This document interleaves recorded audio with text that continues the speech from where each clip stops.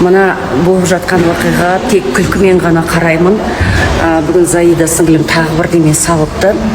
Заида, мен салған сол стористің үзіндісін мынау сол балабақшадан білім орталығынан жазылды деп сен отмечать етіп салдың ба? Әлде сен әр салынған стористі енді өзіме деп қабылдайсың ба, соны түсіндірші. Дәл сол видеоны түсіріп жатқанда маған Түркістаннан хабарласқан болатын. Түркістан облысында бір ауылдағы балабақшадан қаншама шыққан қателіктер туралы, қаншама заң бұзушылықтар туралы. Сол үшін енді менің барлық сторисімді Заида сен өзіңе қабылдай берме.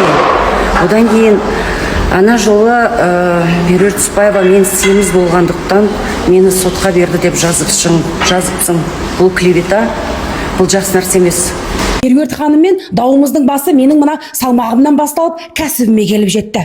Өйткені Меруерт ханымның айтуынша менің экс жұмысшым ол кісінің Инстаграм желісінде анонимді түрде хат жолдапты-мыс. Қасымызда тәрбиеші жоқ қой. Няня бар, тәрбиеші етіп қойған. Смене ішқа әдістер күнделікті 2 сағат жиналыс жасаймын. Бұл хатты Меруерт ханым өзіне өзі жазды деген күмән тағы бар. Неге? Өйткені смен деген сөзден әп-әдемі болып төп етіп сала қалғаны.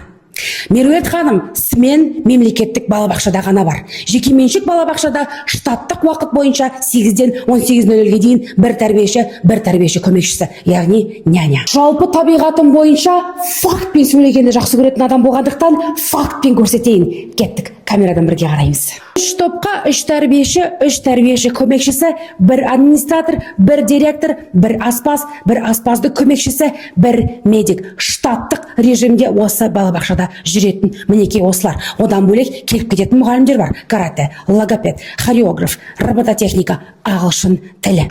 Қайталап айтам, ақталу мақсатында емес, мақтану мақсатында. Өйткені мен бұл балабақшаны кәсіпкер ретінде емес, ана ретінде ашқанмын. Бұл жерде барлығы балалар үшін. Солай, Меруерт ханым, маған ар жазғаныңызды ұмытып қалып, дәлелде, это карается законом, ложный донос демедіңіз, мен де сізге айтарым, дәлелдеңіз. Бұл хатты өзіңіз жаздыңыз ба, әлде шынымен де экс жұмысшым жазды ма? Экс жұмысшым жазған болса, ол кісі үлкен құқықты бұзып отыр. Өйткені менде ол кісінің қолы қойылған барлық құжаттары бар. Осы видеоның соңында Меруерт ханымға ән арнайын деп едім. Білем, семізбін, үлкен теңізбін, кешір шымай үшін жалқаулықтың кесірі. Емес, майымызда шаруаңыз болмасын. Сау болыңыз. Егер худеть деген сөз біреудің намысына тиіп жатса, кешіріңіздер, мен сіздерден кешірім сұраймын. Семіріңіздер, арықтамаңыздар. Ондай абсурдный заявленияларды ешқандай полиция алмайды, ешқандай сот алмайды. Сен семіз болдың деп мені Түсіпбаева сотқа берді деген хайп па, клевета ма, енді оны заңгерлер шешеді. Тағы айтайын дегенім, мен де ұстазбын, Заида.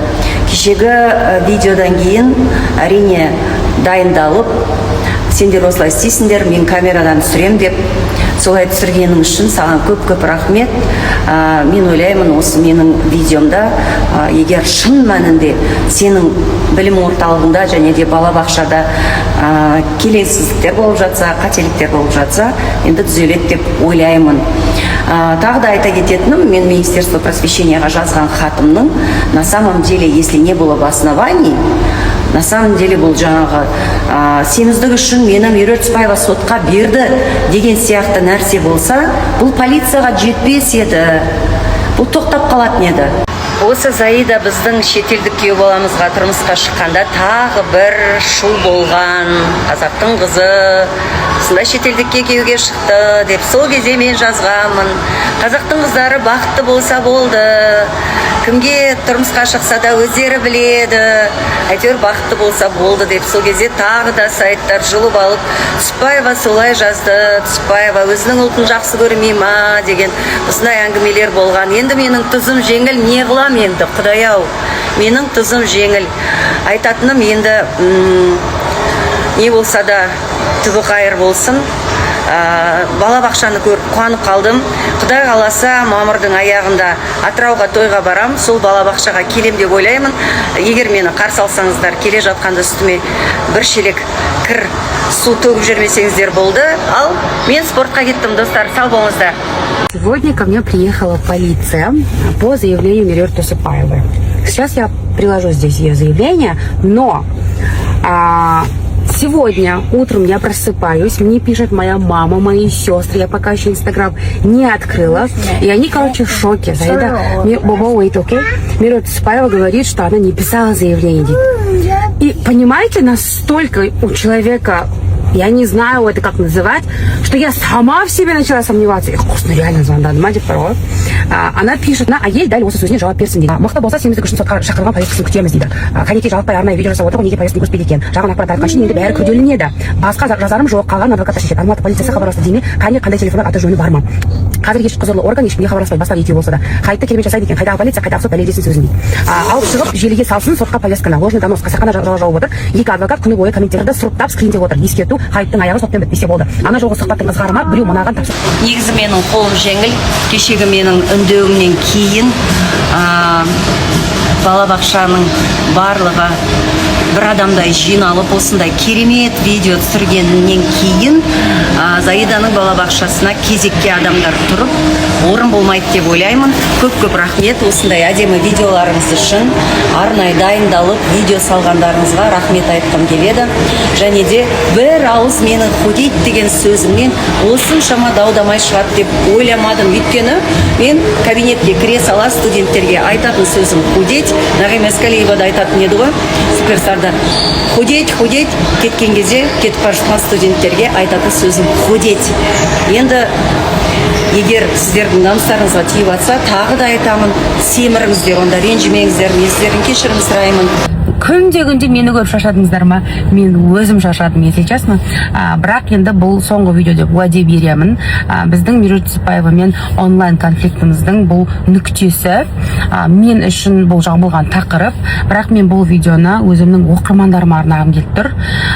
Осы 2-3 күннен бері қарай бір нәрсе байқағаным, мені тіпті танымайтын адамдар, мысалы қарап тұрсаңыз, сіздер мені танымайсыздар ғой. Өмірі көрген жоқсыздар мені. Былай интернетте, инстаграмдарда көріп жүрген көбіне, бірақ соған қарамастан маған сеніп, менің жақсы жағымды көріп, жақсы жағымды айтып, мен үшін до конца тұрып берген адамдарға алғысым шексіз. Шыны керек, мен кеше тоже сторисында айттым ғой, мне было невероятно приятно читать, что очень много людей мне верят, очень много людей считают, что я хороший человек. То есть даже не зная меня, они говорят, Заида на такое не способна, вот Заида такая, я все это про себя читаю, и мне невероятно приятно, и хочу поблагодарить вас за такую поддержку. Я с такой поддержкой не пропаду, с такой защитой я не пропаду. Я уверена на 100%, что Меруерт Тусипаева просто в шоке от того, что насколько о человеке могут так отзываться, потому что я в шоке, понимаете, и невероятная благодарность. Ой. Спасибо. Это... Ой, блин. Это очень приятно. Но вчерашний сторис рилс про мой садик, это на самом деле действительно, это было не оправданно, это было вообще... О, Господи, я же макияж сделала. Это не слезы горя, это слезы счастья, ребята. Я очень счастлива, что у меня есть такие читатели. Енді бүгін Меруерт Тусипаеваның өзі сторисқа салды. Кешегі айтқан сөздері менің садигім емес екен, басқа Түркістандағы садик екен. Неге оны мен деп салған, мен түсінген жоқпын. Мен негізі Заиданы блогер ретінде таниды екен, бірақ білім беретін орталығы бар және балабақшасы бар екенін білмейді екен. Одан кейін осы дау-дамай шыққан кезде сол балабақшадан, білім беретін орталықтан маған анонимно кейбір адамдар хат жазып, бізде осындай келеңсіздіктер, осындай былықтар бар деп айтқан болады. Енді ол стористің, оказывается, үстінде басқа сообщениесі бар екен. Ол сообщениеде вообще Түркістан деп тұр. Она хотела меня подставить, это 100%, она хотела очернить имя моего садика, но не получилось. Честно, благодаря вам. Поэтому спасибо большое. мне невероятно приятно. На этом я заканчиваю эту тему. Всем спасибо. Хан не болды сонымен дейді. Хан өшті ғой сонымен. Алдында говдада болдым ғой солардың мәселесімен. Сол кезде айттым ғой. Мүлдем желіге шықпасын деп. Мүлдем желіге шығып жатқан жоқ қой. Қалай желіге шықпады, содан бастап кішкене тыншыды ғой хан деген ат. Ато деген белден төмен әңгіме бүткіліне қызықты. Халықтың ішінде қаншама мәселе болып жатыр. Ол қызық емес та. Өсиет тек. Өсиет пен төсек. Одно и то же сол сұрақ қой, айналып келгенде. 16 жастағы баланы бытшын шығарды ма дейді. Осы сөз үшін жауап берейін де. Бытшыт болған жоқ ешкімде. Пусть докажет сперва. Ол емес қой тараптан. Доказать ете алмайды да ғой. Ол бала мойындап та тұрған жоқ оны таратқан. Причем Назарбаев, Тоқаев әрекет жасасаң аласын, Алланың қалауы дейді. 50%, 60% қазақтың, қазақ емес, жалпы халықтың үйсіз, күйсіз жүргеніне Назарбаев пен Тоқаевтың қатысы жоқ екен да. Бірақ олардың үйлі болып кетуіне Алла қаламай тұр екен да. Логиканы қоссаңдаршы кішкене. Алла бәріміздің үйлі болуымызды қалайды негізі. Ей, сорлы, алтын сандықтың үстінде жалаң бұт жүрсің ғой. Жалаң бұт. Тапқаның ішкен жегеніңе жетпейді даже. Келесі айлыққа жете алмай Каспиретке продукт аласың. Қайтып үй аласың, қайтып үй аласың. Ал ипотека алатын болсаң, ол 2-3 есеп пайызымен береді саған. Қайтып аласың. Жай өкіметтің тегін решениемен беретін жерінің өзін саған сатып береді. Сатып аласың. Жеріңде жоқ қой сорлы. Назарбаев пен Тоқаевтың адвокаты ғой деймін. Логиканы қоссаңдаршы кішкене.